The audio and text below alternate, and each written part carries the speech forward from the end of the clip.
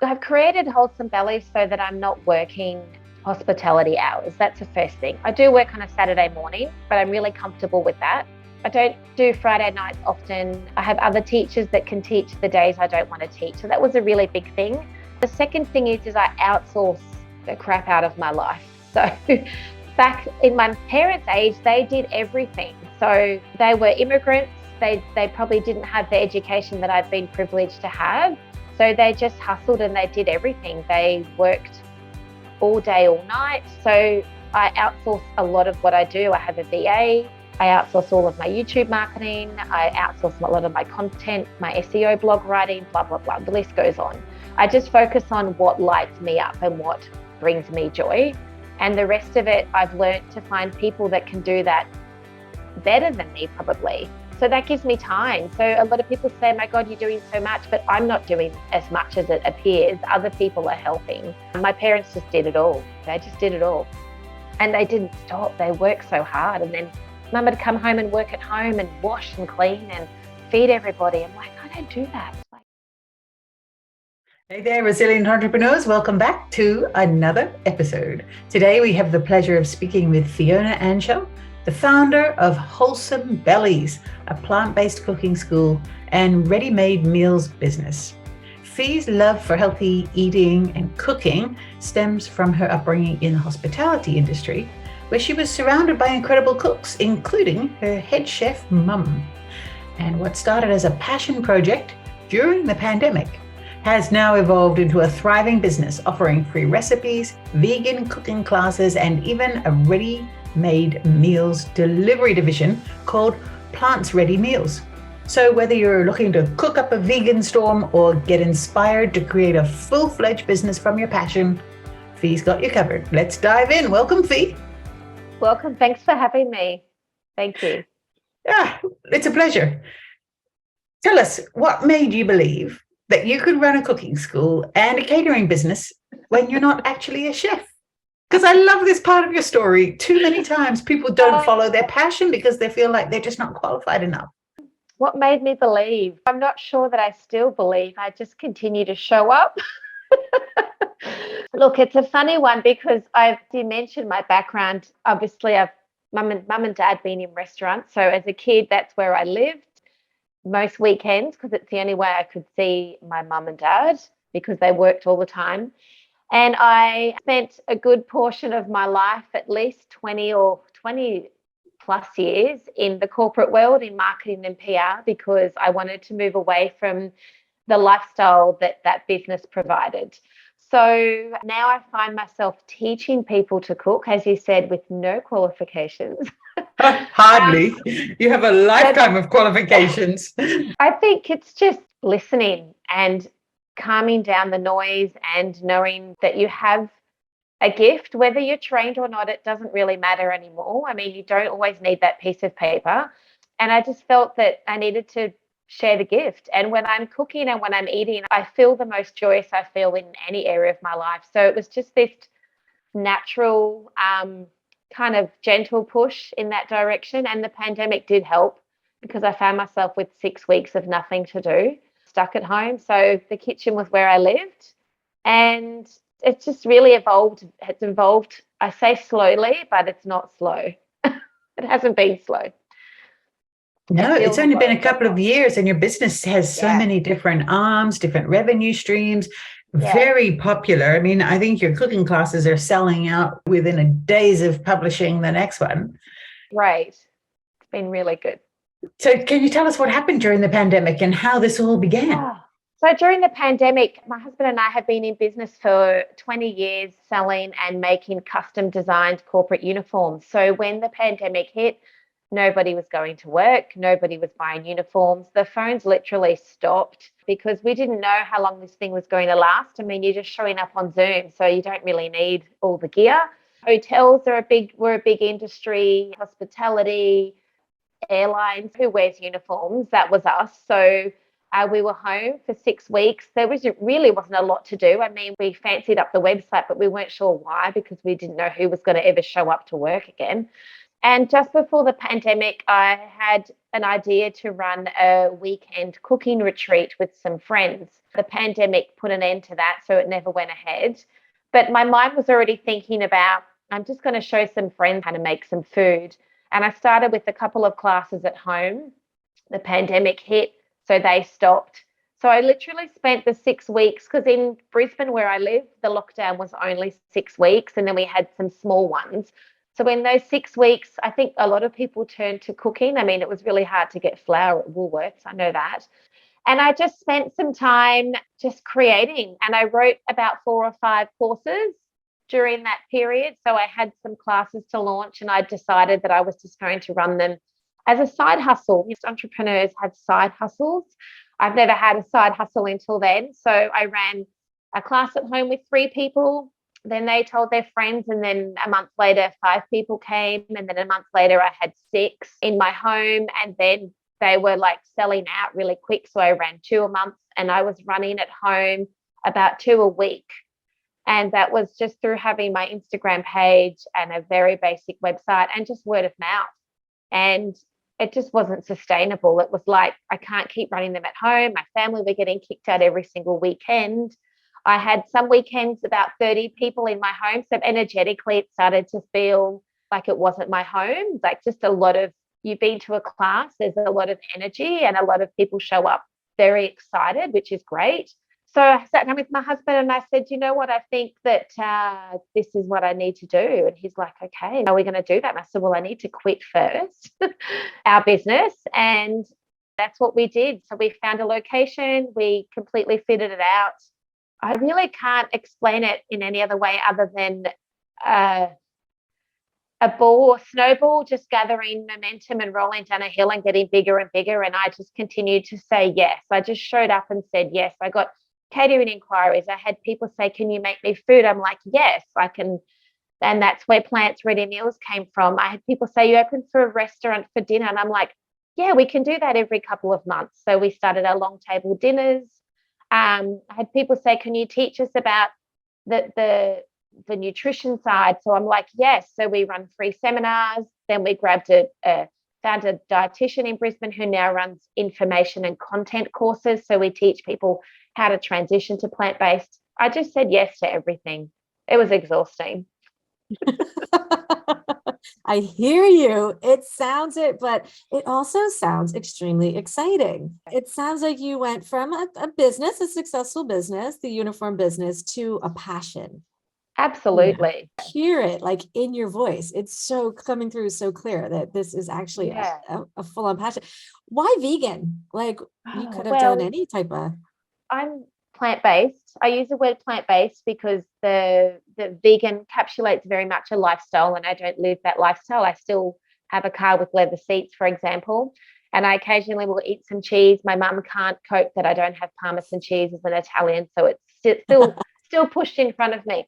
So I went plant-based about 15 years ago. It was a very sudden decision because my father had a heart attack and passed away suddenly. So for me, I had a lot of questions around that. I thought we were really healthy. Clearly, something was missing. And the lovely Tony Robbins at one of his seminars said many things that just made me make some really massive changes in my health and wellness. And the first thing I did was change the way I ate. So that's why I went plant-based. And my mum is an incredible cook. And I learnt to cook just through immersion. I don't remember ever having a lesson.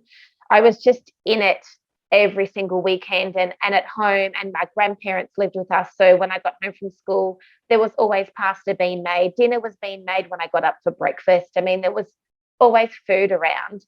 So I went plant-based and I really had to teach myself how to change up what I'd learned through my mum. And I spent, say I'm here and it's been quick, but I think I spent those 15 years in training on my own in the kitchen going, well, how do I make ricotta? Because I want cannelloni, but I don't want to have the ricotta. Just trial and error, a lot of practicing, a lot of food in the bin, a lot of friends coming over and eating well, a lot of them eating not so well. I just practiced and practiced. I didn't really know what I was training for, to be honest. I just was trying to figure out, how do I do this so I can eat the way I want to eat? And I continue to do plant-based because I feel like I don't ever convince anybody to go vegan. That's not my style. And I don't judge anybody for their choices. But I think that we all need help to understand how to make vegetables taste great. And that's pretty much one of my sole motivations. Like, you can make cauliflower taste amazing, I promise you. And that's just where I come from. And if you choose to have that one night and not have the meat, that's a win. Like, I'm winning and you're winning, and I don't need to shove that down anybody's throat. It's just have some fun and play around and give it a go, because it's great. Vegetables are amazing.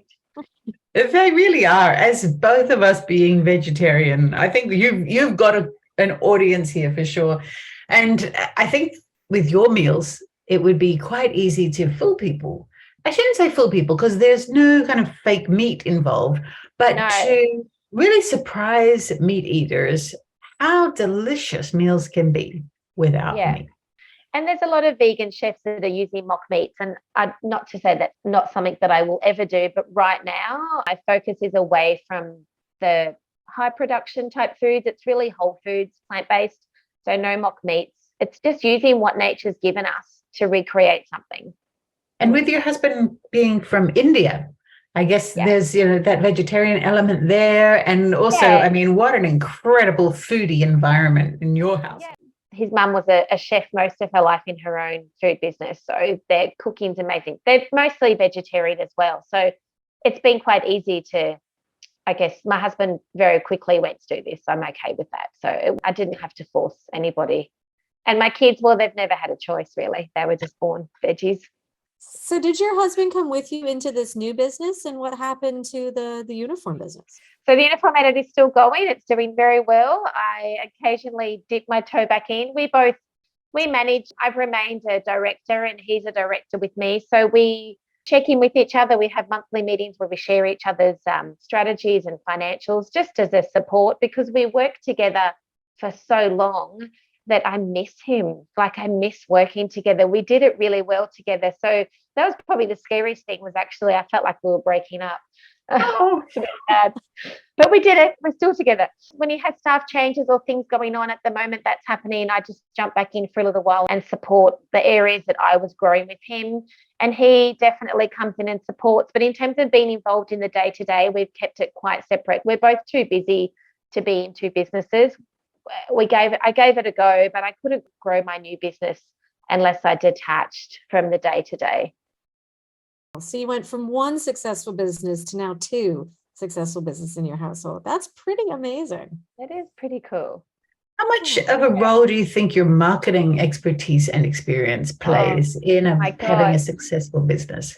What I learned a very long time ago is very different to how we market today, but the fundamentals are there. And I think just understanding that it's like, without it, you don't have a business. And just learning how to write. I think working in PR was great because I can write content for myself. I understand how to build a web page if I need to. See a lot of businesses where they've got their gift, like whether it's cooking or whether they're a physio, but that not having that marketing understanding is really important. Like, it's been great for me. I feel like I just know what to do next in the marketing space. I feel like I know how to get it out there. I feel like marketing is that saying, behind every great man is a great woman. I feel like marketing is that great woman behind a great business. Yeah, I mean, it's getting harder today to get seen. I mean, it's saturated. You try and social media, like, there's some days where no one sees you and you've put all this effort, and there's just so much information out there. I've just launched my first YouTube channel, which has been very exciting. So learning to grow that, again, that's new in terms of what I had 20 years ago. But I think the principles are the same. You have to get yourself out there. You have to create your story. You have to tell your story. People still want to connect. I believe they still want to connect. They want to know who's offering what they're buying. I think that's marketing as well, and that's really important. Yeah. And the personal brand, right? Absolutely, yeah. And this business is me. I don't know that I ever want it to be anything else. I know I want to grow it, but I think it's me. I'll move to online content, I think, programming and digital programs, but it's me. Like, My other business wasn't me, but I know that this is me and I don't want it to be anybody else at the moment. What are you doing on YouTube? What kind of content? Cooking, so teaching people to cook. So you What's turn it on and sit in the kitchen and cook along with me. what's the handle so everybody can check it out? It's just Wholesome Bellies. So just my business name. I managed to score that. That's it. Nice. Find it very easily. Yeah. Right. Tell us about your Tony Robbins experience. You just dipped in on that one. Yeah, well, it's big, but I'll mention it as briefly as I can. I did Unleash the Power in Sydney, would have been 15 years ago. So my dad passed. About 3 months later, I went and did that. 3 days of Tony Robbins rah-rah motivation was great. All of it was great. I was in a pretty bad place, having lost my dad and had a miscarriage in the same week and my grandma passing. So I wasn't doing so well. So I think that's what drew me to that. And then the last day was all about health and wellness, like 8 hours of it. And everything he said was just like, oh, it was just a light, but every moment was like, oh my gosh, oh my gosh, oh my gosh. And his big take home wasn't so much about the weight you carry and how you look. He spoke about vitality. And his big line was, if you are an entrepreneur or if you are up to things and you have things you want to do, you need vitality. You want to get out of bed, jumping out of bed every single morning. And I was like, yes, I want that. So everything in our backpack that night went in the rubbish. We went not just vegan overnight. We went full blown, no coffee, no sugar, no white food products. Like it was extreme for 6 months. And then I've just slowly just found my way. Like that was extreme, but I think I needed to do that to just cleanse whatever was going on for me. And now it's just been 15 years of more training, more Tony Robbins training. I've been water fasting, lots of health and wellness, lots of other seminars, and just going, well, what actually works for me? What makes me feel best? And I've introduced a few things. Obviously, I have some sugar again, and I definitely drink coffee. That needed to come back. That was the Tony Robbins experience in 1 minute. You can keep going because I'm so fascinated. We often talk about with entrepreneurs that we work with and other entrepreneurs we talk to, like you on this podcast, about routines, about morning routines, about ways to increase vitality, because that's something we are all always looking for. Do you have any other things that you've added in besides the food into your life? Meditation is big for me. So it's something that I work towards every day. I miss some days, and the days I miss are never as great as the days where I do that. And the meditation changes from guided to just sitting in stillness. I read so much. I read so many books constantly. Robin Sharma, Gabby Bernstein. I mean, I could keep naming the books that I kind of have in my bookshelf. And I'm pretty big in early morning routine. So I'm up fairly early, about 4:45 usually, and I head straight to the gym. And then I go to the wellness center after the gym where I sauna and cold plunge and hot sauna. And so that's what I do most mornings. And I love it. I really love it. I don't love the gym exercise part so much. But knowing that there's a sauna at the end and I get an hour to myself, that really motivates me to get up and do the work. Then I've got my reward. What an incredible routine. You were here and we appreciate that sacrifice you've made. Felt like I needed my beauty sleep. As long as you have a coffee beside you, we'll get through this. You did gloss over, Fee, some pretty tragic circumstances that you went through just before the Tony Robbins experience. I wanted to just tap into that if we can, because we call this resilient entrepreneurs. And it's true that as exciting as life can be and following our passion and seeing our dreams being realized, there's always that flip side to the coin. So how do you describe resilience and how is that applied in your life? I think resilience is just showing up. And I think I said that earlier. There's crappy things that happen all the time. Like it's just life's going to throw them at you, right? And I think before my dad passed away, I'd have to say I lived a fairly naive life. I hadn't really experienced a lot of adversity, some teasing at school, and I did see my parents go through a recession and almost lose everything, but that wasn't happening to me. So I think losing my dad was probably the first real, like, oh my gosh, something really bad's happened. I didn't know if I was resilient, but I definitely am, because I got through that, and so much happened in that week. Within 7 days, as I mentioned, Dad lost a baby and my grandmother.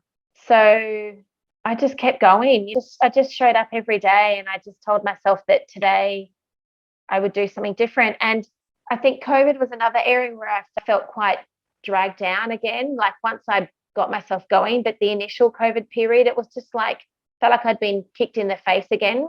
Like you feel like things are going great, and then it's like, oh my God. I think it brings me back to those tragic times where something happens and you get triggered, right? So maybe the thing that's happening isn't so big, but something else that happened that was big is unresolved. So it triggers that. And my husband at the time bought me this bracelet. It's very hard to see, but it says this too shall pass. And that's been something that I've held very close to my heart in any circumstance, even in amazing times where things are great. This too shall pass, meaning enjoy it. Don't keep looking for something new, because this great moment's going to go away as well. And then you don't know what's coming next. So I think resilience is showing up, self-talk, and just keep moving. Like just even if it's a baby step, it's just, I'm just going to take one baby step today and move through it, because it will pass. It does pass. That's my big learning. Yeah, that is a big learning. Yeah. Has there ever been a time when you nearly quit? Oh my God, so many times.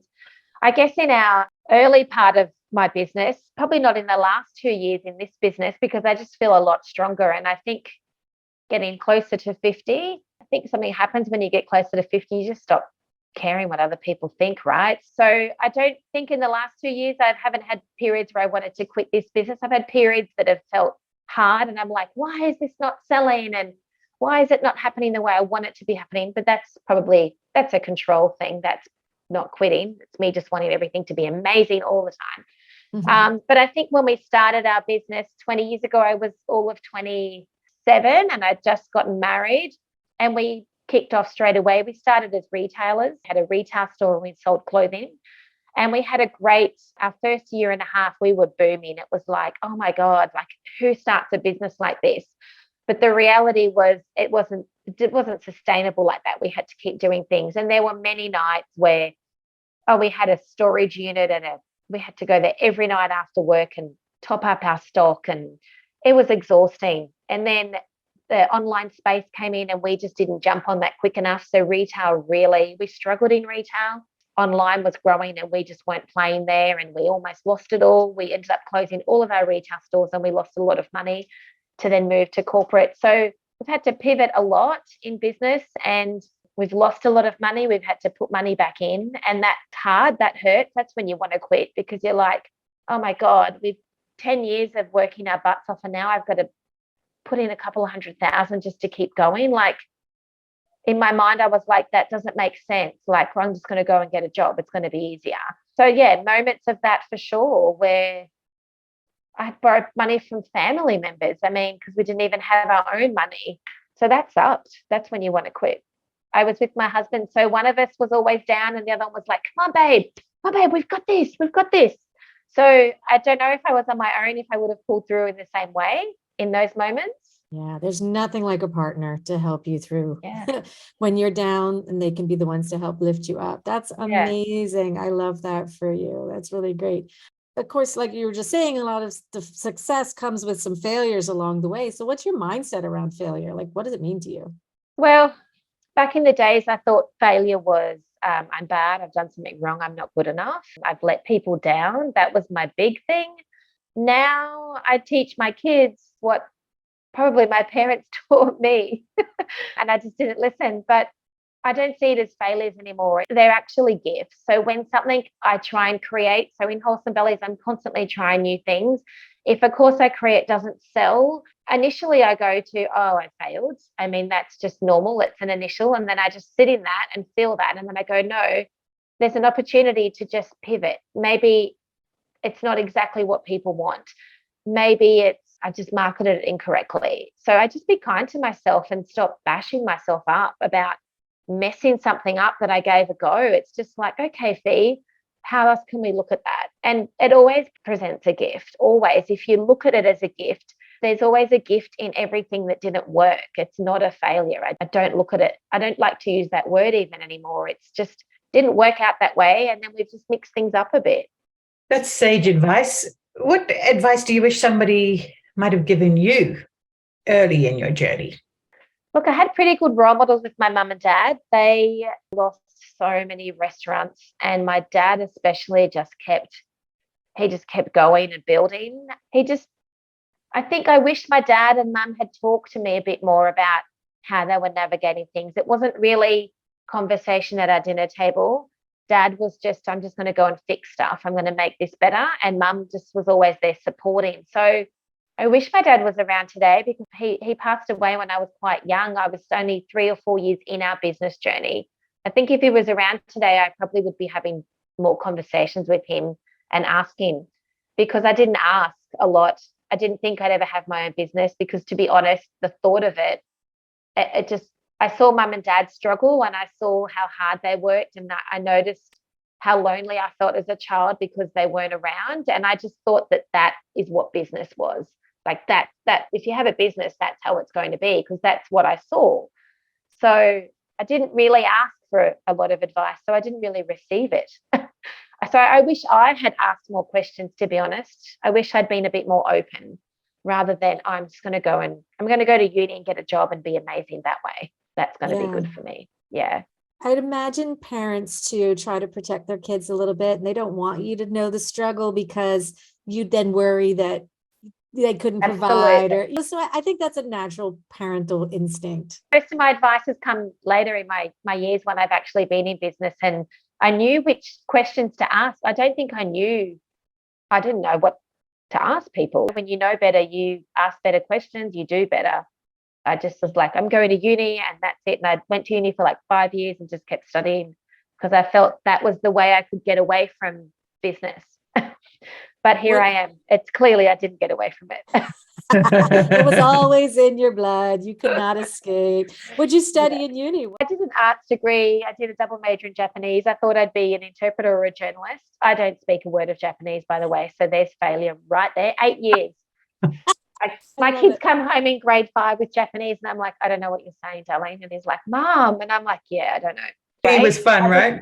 I just had a good time. And then I went on and did a master's, and I did business and comms and moved into PR. And that's where the marketing came from. I had a great time. So it's interesting that that's come full cycle. You were running away from something only to end up back in it, and with such passion. And it's such inspiration. Like, I think, the audience listening to this, certainly with me listening to you talk, and I love our conversations, it's always so inspiring and uplifting and invigorating. I mean, you embody the excitement that business and being an entrepreneur can be. Are you able to articulate what you love most about being an entrepreneur? What I love most, I love that my time is my time. I have so much freedom.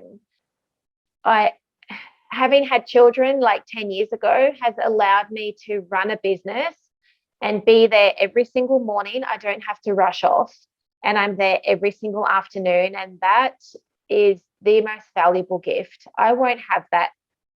I'm going to get very emotional. Sorry. I won't have that for much longer, because they're growing. And that I just see so many parents living the grind and the hustle, and they're up super early and they're rushing to work, and their kids are in after school and before school care, and that would break my heart.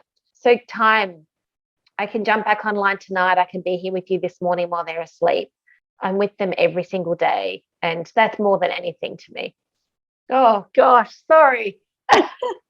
No, I relate, and you're kind of making me emotional too, because it's exactly how I feel too. That is the greatest joy, the greatest gift you can give your children is time, right? It's just time. And you had that time with your parents. Yeah, I didn't have it. So I had to be at work with them to have them. I didn't have them after school. Like, they were just never there. So I guess that's probably been one of my biggest learnings, is having had that life that I had. I kind of knew I wanted to make some changes. What were those changes, Fee? What's different between what your parents were doing, because they were hustling and working hard, and you felt like you didn't have time with them, whereas you're now also hustling and working hard, but obviously in a different way, and your kids have you when they want you?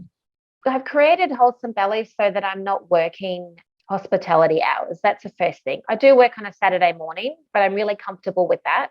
I don't do Friday nights often. I have other teachers that can teach the days I don't want to teach. So that was a really big thing.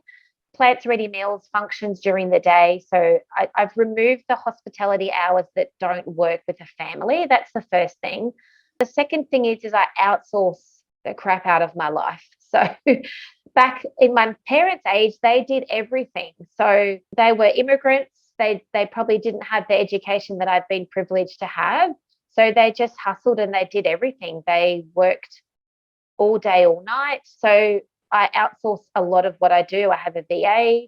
I outsource all of my YouTube marketing. I outsource a lot of my content, my SEO blog writing, blah, blah, blah. The list goes on. I just focus on what lights me up and what brings me joy. And the rest of it, I've learned to find people that can do that better than me, probably. So that gives me time. So a lot of people say, my God, you're doing so much, but I'm not doing as much as it appears. Other people are helping. My parents just did it all. They just did it all.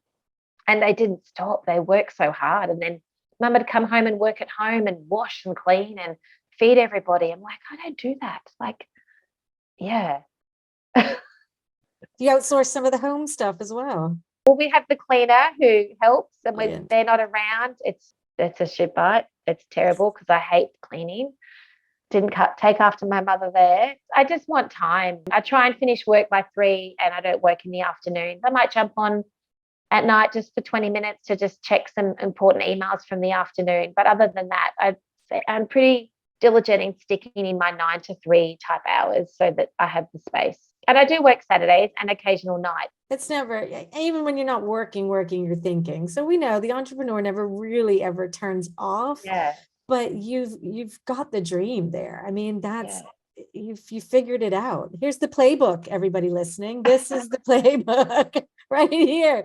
He has given us the playbook for how to entrepreneur the best way possible. Yeah. Figuring out and really finding your passion, I think, is the number one thing, because it is so clear how you have found your passion. You're fully living in it and you're embracing that and outsourcing the rest. So that you can have the time to do the important things like family. And I think when you love what you do, I think it's Gabby Bernstein has a quote where she says, you work hard, but you never work hard. And I get what she means like that. So I work hard. I'm not saying I don't work hard, but I don't feel like I work hard. And I think that happens when you work in areas where it lights you up and where there is joy. So there's no denying we still work hard, but it's not really hard. I don't know if that makes sense. It makes a lot of sense. It's not really hard and actually doesn't even feel like work some of the time. Yeah. When you're doing something that you love, you're doing it because you enjoy it. Yeah. But we're still working hard in that sense. People still see the hours you put in and they go, oh, you work hard. I work hard, but it's not hard work. It gives you energy rather than takes your energy. Absolutely. So you mentioned that you have time, or you make time to read books. And I think what you've described is an intentional lifestyle business. You've created your business in a way that suits your lifestyle rather than having to fit your life into your business. Anyway, back to the books. Do you have a favorite or one that's top of mind, a go-to that you could recommend to our audience? I really love Think Like a Monk by Robin Sharma. And I read during COVID the 3 books, Conversations with God. It's not a religious book. By Neil Diamond Walsh, I think, is the author. They were incredible. There's so many. I'm reading some of Gabby Bernstein's work at the moment. And I've got the latest Robin Sharma book on the go. But Robin Sharma's great. He's got some great business stuff. There's so many. Thank you. Oh, Untethered Soul. I went quite deep in my reading in COVID because I was like, what is happening? I can't go to work. I never thought in my life that I'd be told you are not allowed to go to work, your own office. You can't go there today. Wild. It's wild to think about. Crazy. Yeah, going back, it's wild to think about it.